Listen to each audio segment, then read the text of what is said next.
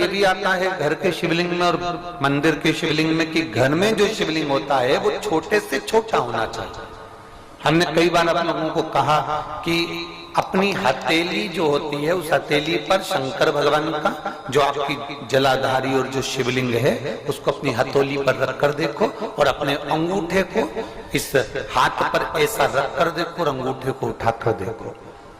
जितना बड़ा अंगूठा है, जितना बड़ा ये उंगली का अंत है, बस यहां से लेकर यहां तक का शिवलिंग, इससे जितना छोटा होता चले जाए, जितना छोटा होता चले जाए, जितना छोटा होता चले जाए, उतना बड़ा शिवलिंग अपने घर में रखना चाहिए।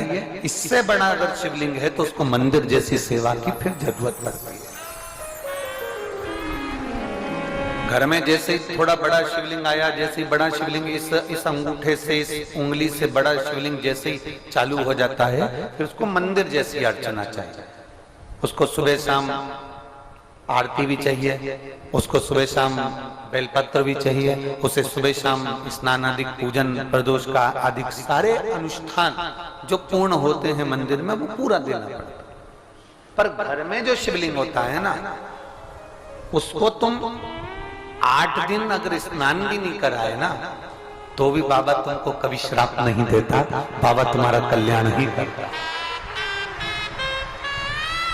घर में जो शिवलिंग होता है ना उसको तुमने 15 दिन अगर स्नान भी नहीं कराया, 15 दिन लोटा भर के जल भी नहीं चढ़ाया, 10 दिन तुम बाहर भी चले गए, तुम कहीं पर भी चले जाओ,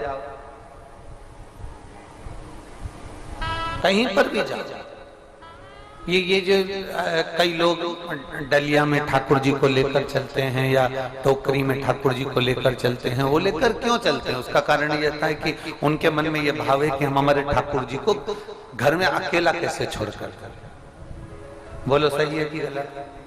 हम हमारे लाडले को, हमारे ठाकुर जी को हम घर में अकेला कैसे छोड़कर जाएं? तो उसने डलिया में ठाकुर जी को रख लिया, उसका भाव, उसने डलिया में ठाकुर जी को रखा और लेकर वो कथा में जा रही हैं, लेकर वो ब्रज रज में जा रहे हैं, लेकर वो जहां मर्जी पड़े वहां अयोध्या हो, काशी हो, कांची अवंतिका हो, जहां उसका मन होता है वहां उसको लेकर घूमती है।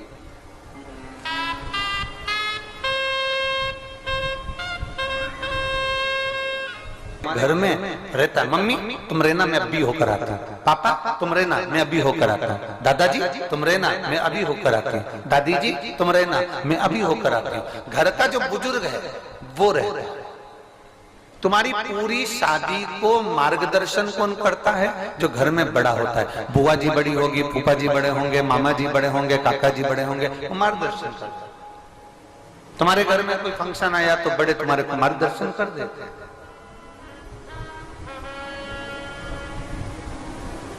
वो मार्गदर्शन करें।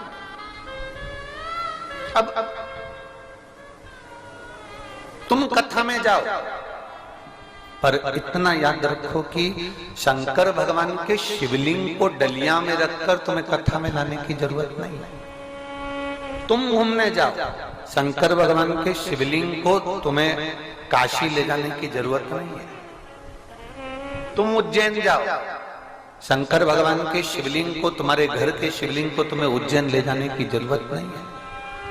तुम सीहोर आओ, शंकर भगवान के शिवलिंग को तुम्हें सीहोर लाने की जरूरत नहीं है। हाँ, सीहोर का कंकर है कुबेरेश्वर धाम का, और तुम्हारा कार्य जब पूर्ण हो जाए तो बाबा से प्रार्थना कर कर उस कंकर को भले फिर छोड़ने के लिए आ जाओ, वो मना नहीं, वो मना नहीं। शिवलिंग को लेकर सीहोर नहीं आना है, शिवलिंग को लेकर उज्जैन नहीं जाना है, शिवलिंग को लेकर काशी नहीं जाना है, शिवलिंग को लेकर सोमनाथ नहीं जाना है, शिवलिंग को लेकर आपको कहीं नहीं जाना, क्योंकि वो शिवलिंग नहीं है, तुम्हारा पिता है। वो शिवलिंग नहीं है, वो तुम्हारी माता है। वो शिवलिंग नहीं है, वो तुम्हारा घर का बुजुर्ग है। शिवलिंग नहीं है, वो तुम्हारे घर का बयो है। शिवलिंग नहीं है, वो तुम्हारे घर का बड़ा है, और घर में उसका अधिकार है, घर में उसका हक है।